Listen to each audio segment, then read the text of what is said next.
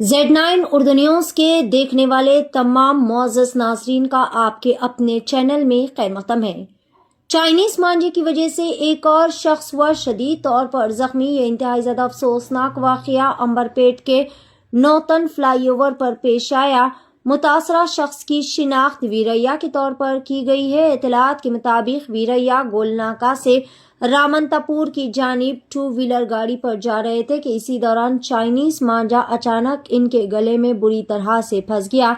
मांझा गर्दन में जोरदार तरीके से लगने की वजह से इनके गले पर गहरे जख्म आए और शदीद खून बहने लगा। मौके पर मौजूद अवाम ने फौरी तौर पर हाजिर दिमागी और होशियारी का मुजाहरा करते हुए जख्मी शख्स को अंबरपेट के ट्राई कलर अस्पताल मुंतकिल कर दिया। डॉक्टर्स के मुताबिक जख्मी की हालत पर नजर रखी जा रही है और जरूरी इलाज जारी है।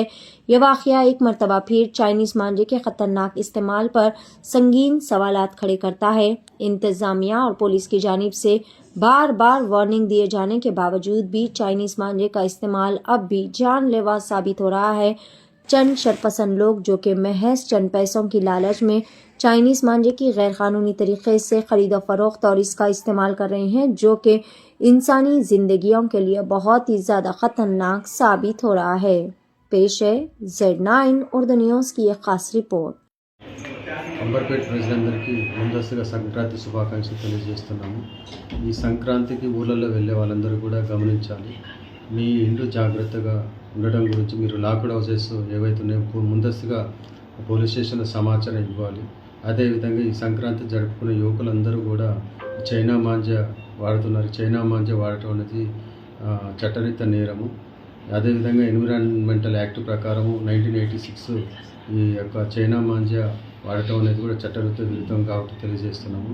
ఈ చైనా మాంజా అనేది అమ్మిన కొనిన నిల్వ చేసిన వాళ్ళందరి మీద కూడా క్రిమినల్ చర్యలు ఉంటాయి। అదేవిధంగా మాకు తెలిసినటువంటి సమాచారం ప్రకారం గోల్నాక నుంచి టువర్డ్స్ ఫ్లైఓవర్ మీద కూడా రామంతపూర్ వెళ్తుంటే ఒక 1 పర్సన్కు మెడకు చుట్టుకుని ఇంజూరీ కావడం జరిగింది।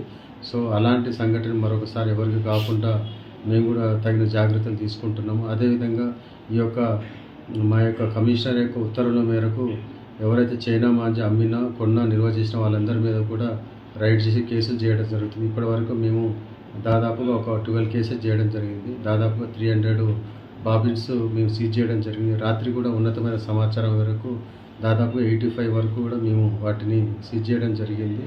సో వీళ్ళందరూ కూడా ఈ యొక్క చైనా మాంజా చాలామంది అమ్మేవాళ్ళు కూడా ఈ యొక్క గుజరాత్, ఢిల్లీ నుంచి ఇక్కడికి తెప్పించుకొని ఆన్లైన్ బిజినెస్ చేసి అమ్ముతున్నారు।